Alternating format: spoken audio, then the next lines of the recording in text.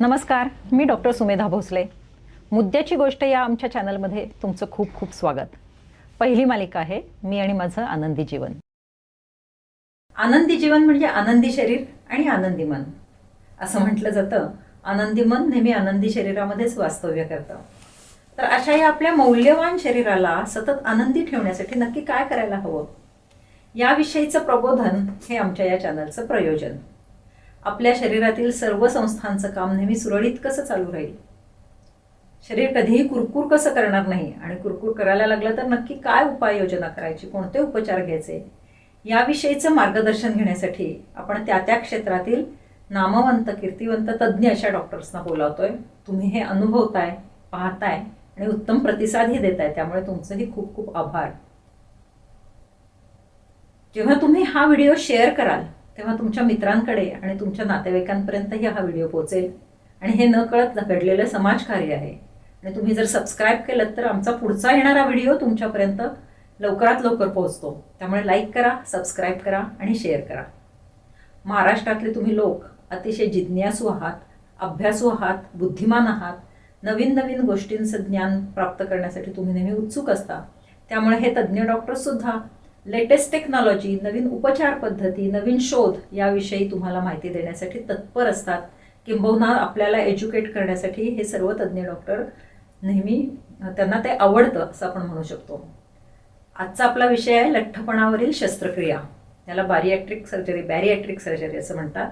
आणि त्यासाठी आपण तज्ज्ञांना बोलवले आहेत. ते आहेत डॉक्टर शशांक शहा.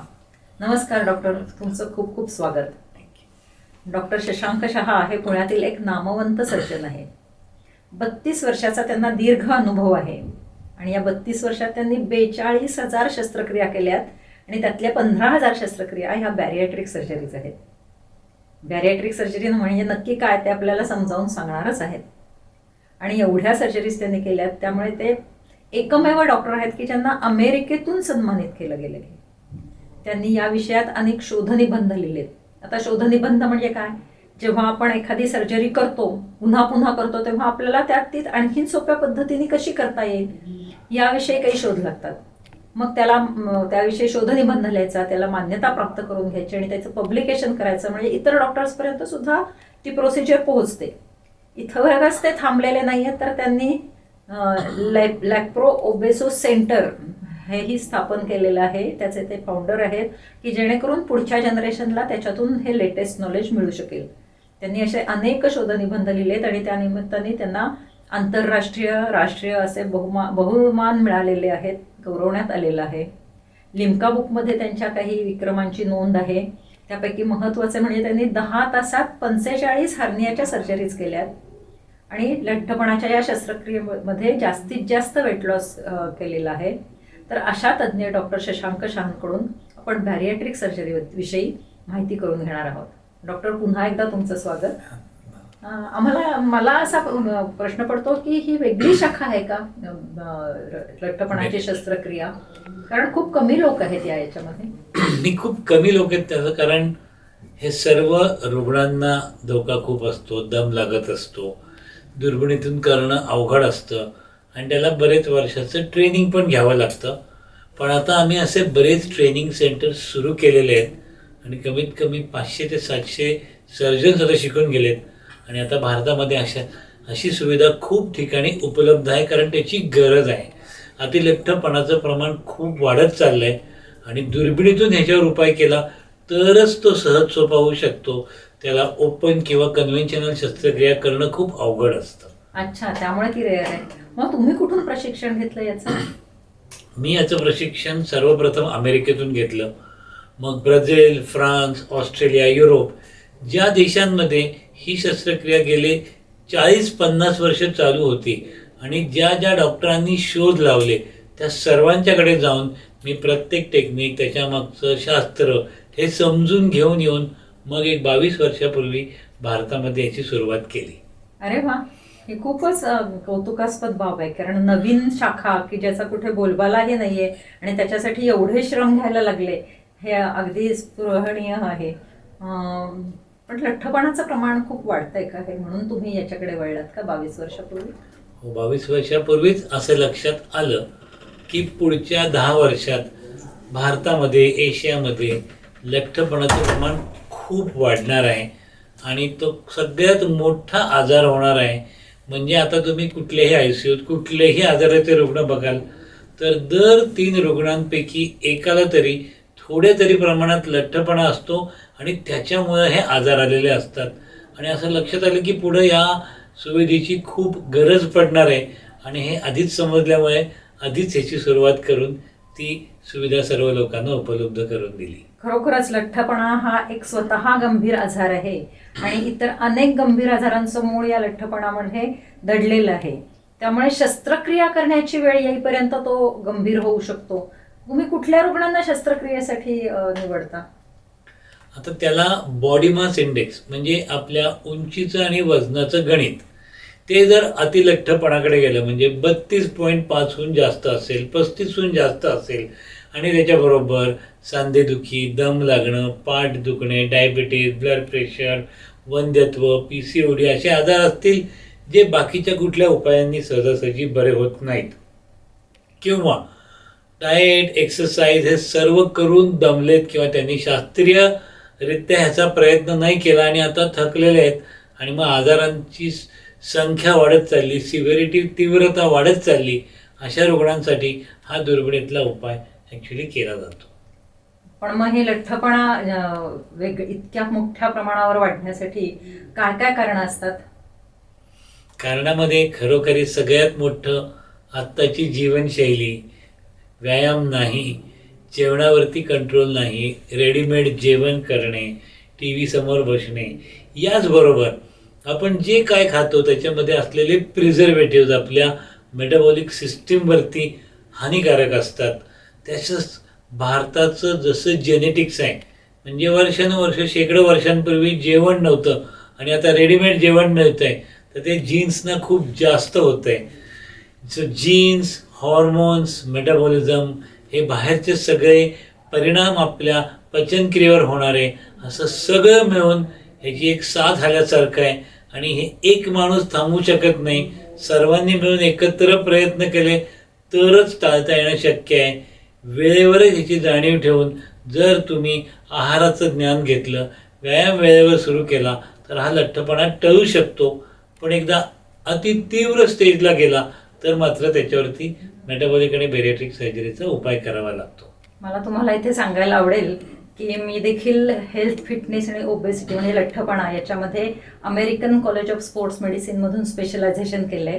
गेली 35 वर्ष भांडारकर रोड येथील स्टेटस हेल्थ क्लबमध्ये मी किमान 35,000 लोकांना याविषयी मार्गदर्शन केलेलं आहे. आणि लाईफस्टाईल मॅनेजमेंट म्हणजे तुमची जीवनशैली कशी छान असावी त्यामुळे, आणि तो एकमेव उपाय आहे. आजकाल जर तुम्ही सोशल मीडियावरती किंवा पेपर्समध्ये, न्यूजपेपर्समध्ये किंवा मॅगझिन्समध्ये जर पाहिलं तर वेगवेगळ्या जाहिराती आढळतात की व्यायामाशिवाय वेट लॉस करा. सगळ्यात धोकादायक पद्धती म्हणजे व्यायामाशिवाय वेट लॉस, कारण त्याच्यामध्ये फॅट लॉस न होता मसल लॉसही होतो. आणि आत्ता आम्ही सध्या स्टेटसमध्ये व्हॉट्सॲप ग्रुप तयार केलेले आहेत की रोज रोज हल्ली ट्रॅफिकमुळे यायला लोकांना जमत नाही, त्यामुळे कधीतरी तुम्हाला जमेल तेव्हा तुम्ही आमच्याकडे कन्सल्टेशनला या. अदरवाईज आम्ही तुम्हाला व्हॉट्सॲपवरून कन्सल्ट करतो आणि तो अतिशय लोकप्रिय होतोय कार्यक्रम. घरी बसून घरच्या घरी कुठले व्यायाम करायचे आणि डाएट कसं घ्यायचं याविषयी आम्ही अतिशय शास्त्रोक्त नॉलेज तुम्हाला देतो. त्यामुळे लठ्ठपणाच्या सर्जरीपर्यंत जायचं नसेल तर तुम्हाला हे नक्की करायलाच हवा वेट लॉस. त्याला दुसरा काहीही पर्याय नाही. आणि वेट लॉस करायचा असेल तर तो सायंटिफिकच करायचा आणि स्टेटसमध्ये सायंटिफिक वेट लॉस आम्ही करतो. आणि जर त्यातून नाही झालं वजन आणि खूप वजन वाढलं म्हणजे तुमचा बॉडी मास इंडेक्स जसं डॉक्टर सांगतायत तसं 35पेक्षा जास्ती झाला, अगदी सोप्या भाषेत सांगायचं की तुमचं तुमच्या उंचीप्रमाणे जे वजन असायला हवं त्याच्या दुप्पट वजन झालं तर साधारण बॉडी मास इंडेक्स 35च्या पुढे गेलो असं आपण म्हणतो. तर तेवढं जर दुप्पट वजन असेल म्हणजे तुमचं वजन जर 60 किलो असायला पाहिजे आणि तर तुमचं वजन 120 किलो असेल तर तुम्हाला अशा प्रकारच्या सर्जरीज करायलाच लागतात. त्याला पर्याय नाही. कारण झोपेमध्ये श्वास घेता घेता त्याला अडथळा येतो, त्याला स्लीप अपनी असं म्हणतात, किंवा श्वास घ्यायला अडथळा होतो, श्वास रोखू शकतो आणि आयुष्यच धोक्यात येतं. त्यावेळी तुम्ही डॉक्टरांकडे जायला हवं आणि ह्या शस्त्रक्रिया करायला हवं. आणखीन कुठले कुठले आजार होतात त्याच्यामुळे?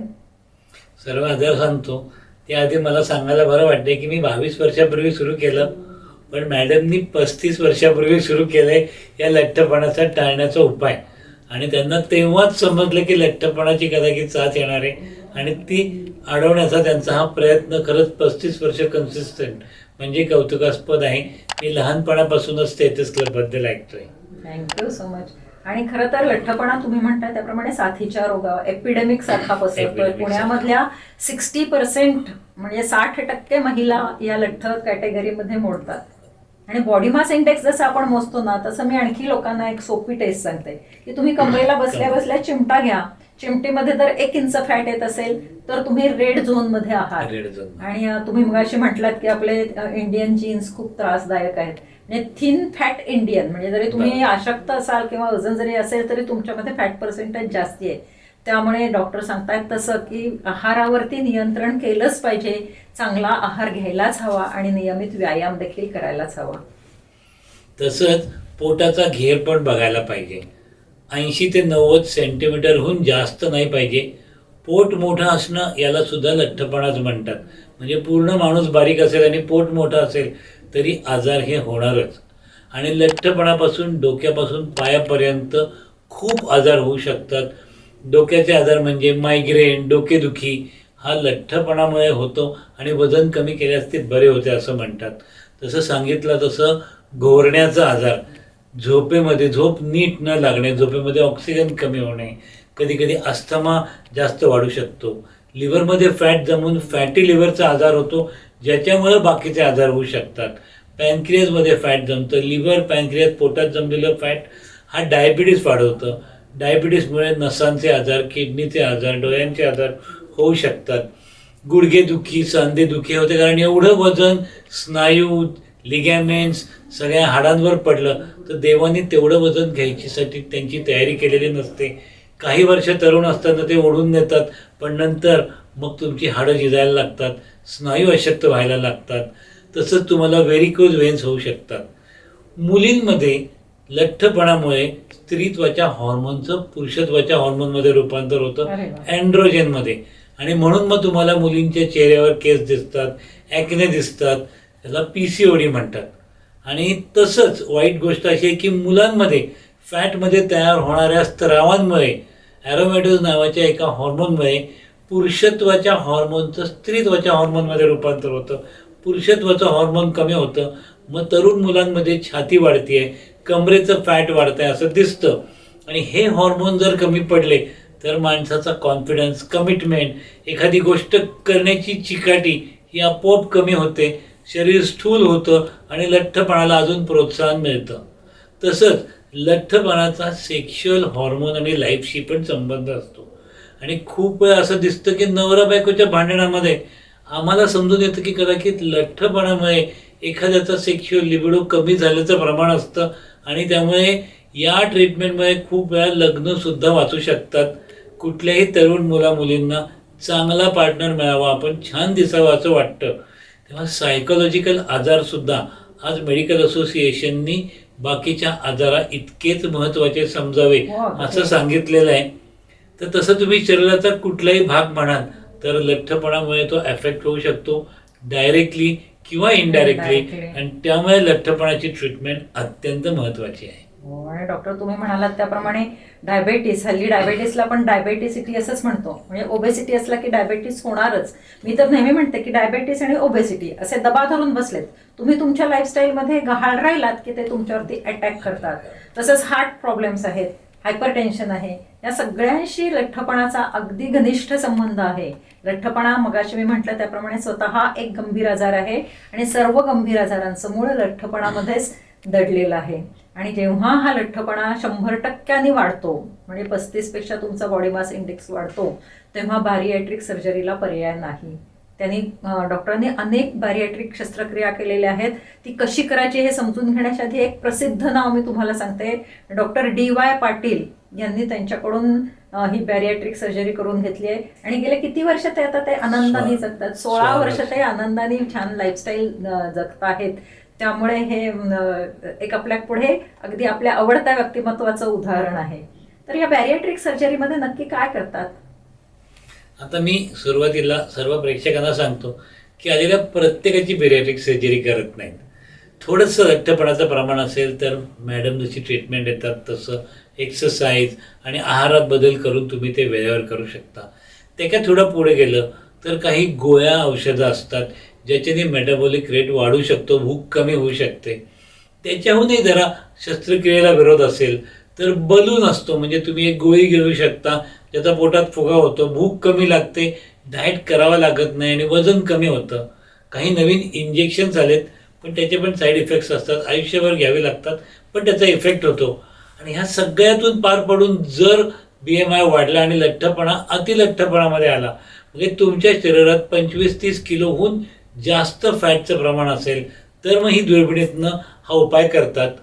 आपली पचनक्रिया ही आपलं जठर, आतडं, पॅनक्रियाज, सगळं पाचक रस. 1 मिनिटमध्ये मी फक्त सांगते की तुमचा जो आपला लोकांचा समज असतो की डॉक्टर आले की शस्त्रक्रिया करा असं मागं लागतात, असं नाहीये. डॉक्टरांनी त्याच्या आधी अनेक उपाय तुम्हाला सुचवलेले आहेत की तुमची लाईफस्टाईल हेल्दी लाईफस्टाईल ठेवा, की ज्याच्यामध्ये तुम्ही नियमित निदान 1 तास शास्त्रोक्त व्यायाम कराल. शास्त्रोक्त व्यायाम म्हणजे काय शास्त्र हे आधी तज्ज्ञांकडून समजून घ्या. किंवा डॉक्टरांनी आता सांगितलं की आता इंजेक्शन्स आले आहेत लेटेस्ट की ज्याने भराभर वजन कमी होतंय आणि सिनेसृष्टीतील अनेक नामवंत कलाकार भराभर वजन कमी करतायत, पण त्याचे इतके वाईट साईड इफेक्ट्स आहेत की ते थांबवलं की भराभर वाढणार आहे तुमचं. आणि मग हे वाढलेलं वजन ज्या पद्धतीने ज्या भराट्याने वाढतं त्याचाही शरीरावर दुष्परिणाम होतो. त्यामुळे आधी तज्ज्ञ लोकांचा सल्ला घ्या की असे 22-32 वर्ष अनुभव असणारे जे डॉक्टर्स आहेत ते काय म्हणतात आणि तेही तुम्हाला योग्य उपचार सुचवतात. हे आता तुमच्या लक्षात आलं की जेव्हा फक्त केस हाताबाहेर जाईल की तुम्हाला डेली ॲक्टिव्हिटीजमध्ये काहीच इज राहिलेलं नाही, डायबेटीस झाला आहे, हायपरटेन्शन आहे, हार्ट डिसीज आहे, तुम्हाला श्वासोश्वास घ्यायलाही त्रास होतोय, हालचाल करणं अवघड झालंय, सांध्यांवरती परिणाम झालाय, तुमचं वजन 100% जास्ती आहे, 30-35 किलो फॅट्स आहेत, तेव्हा ते सर्जरी करणार आहेत. तर अशी ही सर्जरी म्हणजे असे मनात किंतु ठेवू नका. शेवटी मेडिकल डॉक्टर्सना तुम्हाला कशा पद्धतीने जास्ती चांगली ट्रीटमेंट द्यायची याविषयी ते उत्सुक असतात. तुम्हाला बऱ्याच लोकांना असं वाटतं की कुठल्याही बाबतीत असू देत की शस्त्रक्रिया करण्यासाठीच डॉक्टर हे टपून बसलेले असतात, तर ते तसं नाही आहे हे आता डॉक्टरांच्या स्टेटमेंटवरून आपल्याला लक्षात आले. आता मला सांगा ह्या शस्त्रक्रियेमध्ये काय करतात? तर लठ्ठपणा हा आपल्या पचनक्रियेशी जोडलेला असतो आणि पचनक्रिया तुमच्या जठरामध्ये, आतड्यामध्ये, लिव्हर, पॅनक्रियाजमधून तयार होणाऱ्या पाचक रसांशी जोडलेलं असतं. प्रत्येक व्यक्तीची आतड्याची लांबी जास्त असते, कमी असते. जशी माणसाची उंची वेगळी तशी आतड्याची लांबी जास्त कमी असते. जठराचा आकार वेगळा असतो. आणि जर असं समजलं की बाबा रे तुमच्या मेटाबॉलिझममध्ये दोष आहे, तर तुमच्या जठरावर किंवा तुमच्या आतड्यावरती रचना बदलण्याचा हा दुर्बिणीतला उपाय असतो. रचना बदलल्यामुळे आतडीतून किंवा जठरामधून तयार होणारे जे स्त्राव असतात, जे मेटाबॉलिक रेट गव्हर्न करतात, ते दुरुस्त होतात. तुमचा मेटाबॉलिझमचा रेट वाढतो. तुमच्या शरीराची फॅट जमवण्याची टेंडन्सी जाते. म्हणजे खूप लुकडे लोक असतात, काही खाल्लं तरी अंगी लागत नाही, तशी तुमची टेंडन्सी व्हावी असं करण्याचा हा मेटाबॉलिझम बदलण्याचा प्रयत्न असतो. दुर्बिणीतून मशीननी या केल्या जातात. हाताने कुठलेही टाके मारले जात नाहीत. ऑटोमॅटिक टाके मारणारं मशीन म्हणजे स्टेपलर्स असतात, ते आता बटन दाबून रोबोटिक सारखे तुमचे आतडे जोडू शकतात किंवा सील करू शकतात. त्याच्यातून केल्यामुळे अर्ध्या पाऊण तासात ही शस्त्रक्रिया पूर्ण होते. 2-3 तासात रुग्ण चालायला लागतो आणि दुसऱ्या दिवशी घरी जाऊन कामाला लागतो. आणि बघता बघता सर्व जमलेलं फॅट असतं ते विरघळून त्याचं एनर्जीत रूपांतर होतं आणि माणसाचे सर्व आजार नशिबाने पूर्ण रिव्हर्सेबल आहेत. म्हणजे डायबिटीज जातो, BP जातं, कोलेस्टेरॉल कमी होतं, सांधे बरे होतात. हे सर्व फायदे त्या रुग्णाला मिळतात. त्याला कदाचित तरुण झाल्यासारखं वाटतं आणि तो खरंच रिपोर्टप्रमाणे, मेटाबॉलिक रेटप्रमाणे तरुण होतोच आणि जास्त सुखी होतो. रिव्हर्सल ऑफ द एज म्हणजे पुन्हा आपण तारुण्याकडे वळायचं असेल तर या सर्जरीचा खूप फायदा होतो. जठरातली कुठली हार्मोन्स आहेत की जी त्रासदायक असतात की ज्याच्यामुळे खूप वजन वाढण्याकडे कल असतो, मग तोच भाग तुम्ही स्टेपल करता का? जठरामध्ये ग्रेलिन नावाचं एक हॉर्मोन असतं ज्याला हंगर हॉर्मोन पण म्हणतात, ज्याच्यामुळे क्रेविंग वाढतं, भूक वाढते आणि ज्याच्याने माणसाची पचनक्रिया किंवा मेटाबॉलिक रेट किंवा BMR हा खूप स्लो होतो. हा हॉर्मोन जर एक्सेस झाला तर माणसाला लठ्ठपणा येतो. त्यामुळे हा हॉर्मोन नॉर्मल लेवलला आणण्यासाठी जठराचा गोलाकार भाग असतो तो दुर्बिणीतून मशीननी कट करतात. कधी कधी कट करून त्याला इंटेस्टाईन पण जोडतात, कारण इंटेस्टाईनमधून सुद्धा GLP-1 नावाचा हॉर्मोन तयार होतो. GLP-1 म्हणजे आत्ता आलेले सगळे ओझेम्पिक, मोंजारोचे इंजेक्शन, ते हे बेरियाट्रिकमधनंच समजून तयार झालेले इंजेक्शन्स आहेत.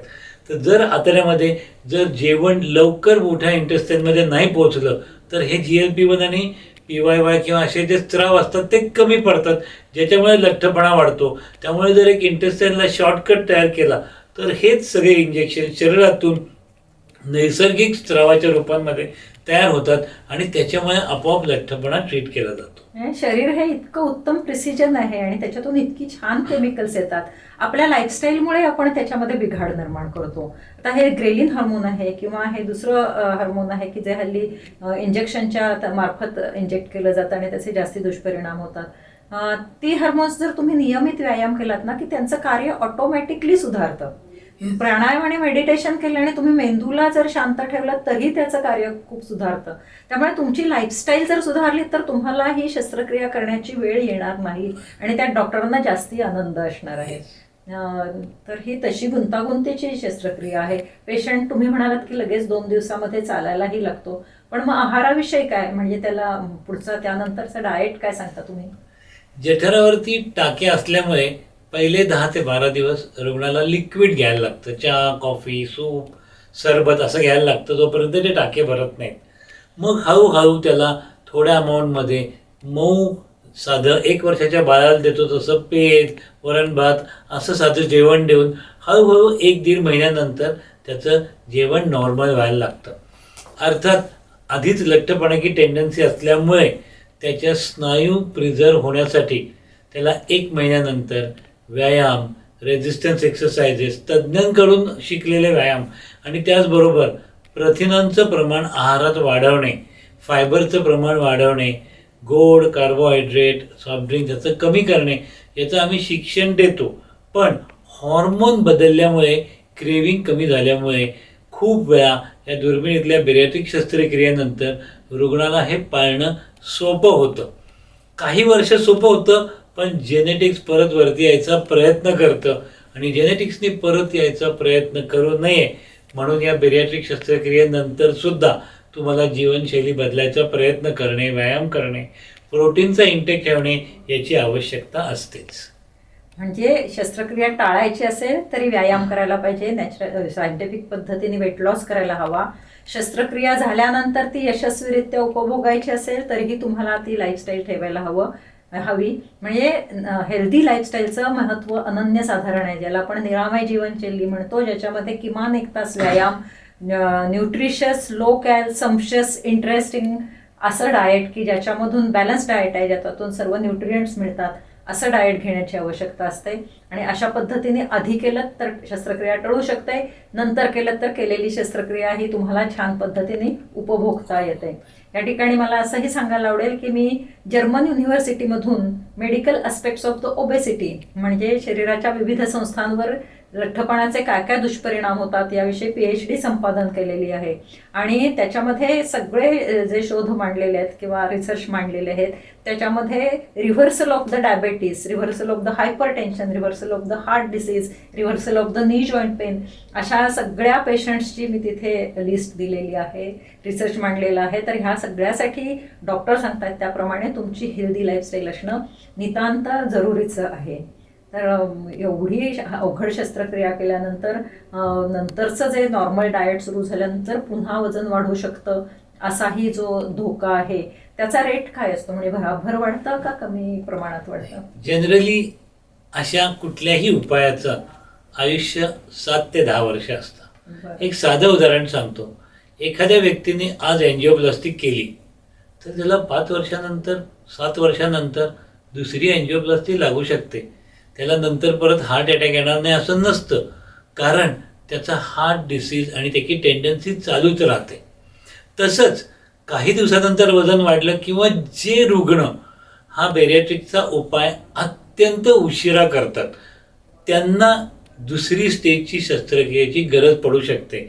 कुठल्याही आजाराचा जर उपाय वेळेवर केला तर एकच उपाय काम करतो, पण जर वेळेवर केला नाही तर त्याला 2 स्टेजमध्ये उपाय करायला लागतो. दुसऱ्या स्टेजमध्ये उपाय करायला लागणं म्हणजे पहिला उपाय फेल झाला असं कोणीही समजू नये किंवा स्वतः चुकलं असंही समजू नये. हे जेनेटिक्स असतं, हे हॉर्मोन्स असतात. जसं एक एन्जिओप्लास्टी, गुडघ्याची एक शस्त्रक्रिया, दुसरी शस्त्रक्रिया, तसंच याची पण दुसरी स्टेज असू शकते आणि त्याच्यानंतर परत 10-15 वर्ष चांगलं मिळू शकतात. असं जगात आपल्याला काहीच मिळत नाही की आज मी केलं मग आयुष्यभर ते टिकेल. परमनंट आहे. कुठलंच नसतं.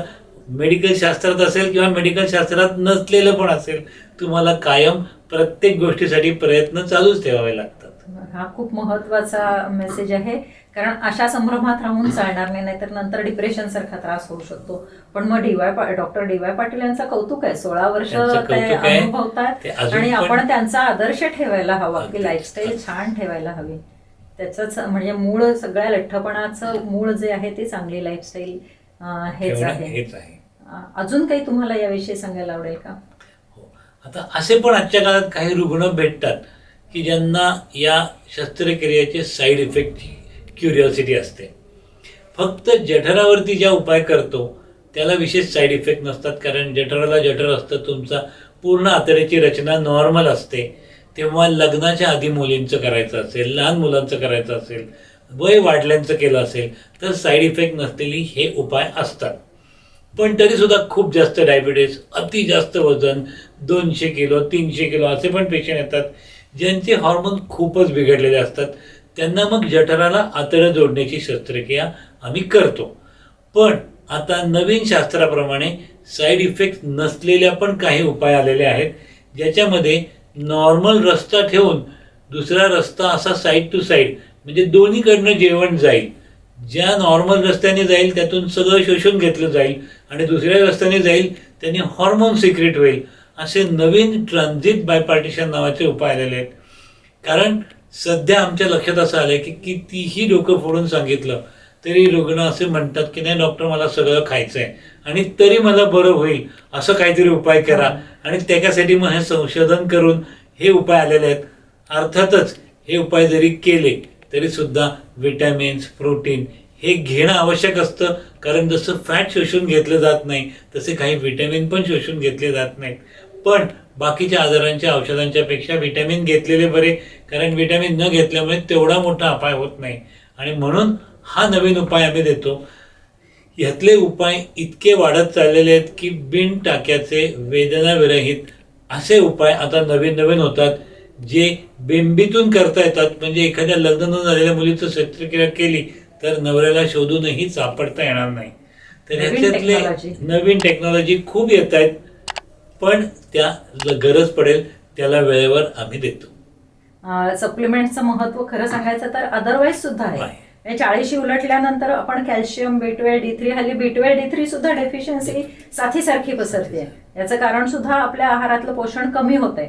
त्यामुळे शस्त्रक्रियेनंतर सप्लिमेंट्स घ्यायला लागत असतीलच. शस्त्रक्रिया केली नसेल तरी आपण कुठल्या सप्लिमेंट्स घ्यायच्या याविषयी सुद्धा आपल्याला नॉलेज असायला हवं. लहान मुलांमध्ये म्हणालात तुम्ही आता शस्त्रक्रिया करायला, पण मग त्यांच्यामध्ये पण मग रिपीट करायला लागत असतील पुन्हा पुन्हा. आता मी लहान मुलांमधल्या करून एक 10-12 वर्षात झाली, पण पुढच्या आयुष्यात त्यांना लागू शकेल. पण नशिबाने आता नवीन बरीच औषधं येत चालली आहेत आणि ज्याच्यामुळं सेकंड स्टेजची शस्त्रक्रिया टाळता येईल असं वाटतंय. संशोधनामध्ये आता आम्ही पण करतोय. कमीत कमी 200 ते 300 नवीन औषधं जी या बेरियाट्रिक सर्जरीमधून तयार होणारे हॉर्मोन आर्टिफिशियली तयार करण्याचा प्रयत्न चालू आहे. जसं मी लहान असताना जठराचा अल्सर खूप प्रमाणात होता आणि हे अँटॅसिड तयार झाले, नवीन औषधं आली आणि अल्सर हळूहळू गेला. असंच लठ्ठपणाचं व्हावं असं स्वप्न बघून त्याच्यावर संशोधन करायचा प्रयत्न करतोय.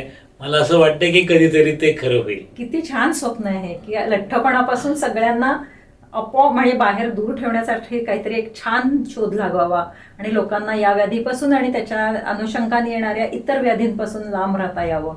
हा खूप छान तुमचा विचार आहे. आणि मला असं वाटतं की औषधं घेऊन करण्यापेक्षा लाईफस्टाईल चांगली ठेवणं आणि वेळ पडली आणि खूपच वाईट असेल तर सर्जरीने करणं जास्ती सेफ आहे. कारण मी माझ्या प्रॅक्टिसमध्ये असं बघते की ज्यांनी औषधं घेतलेली आहेत, बऱ्याच ठिकाणी मेटफॉर्मिन सारखी औषधं दिली जातात, ती सायंटिफिक नसतात.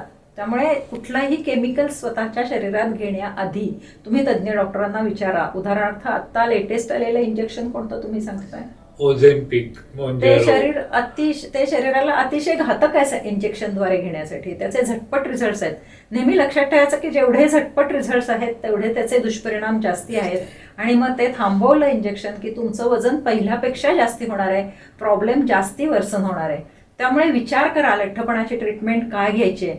डॉक्टर तुम्ही आम्हाला अगदी लेटेस्ट टेक्नॉलॉजी सांगितली, पुढे येऊ घातलेली टेक्नॉलॉजी सांगितली, पुढे येऊ घातलेले औषधोपचार चाललेत.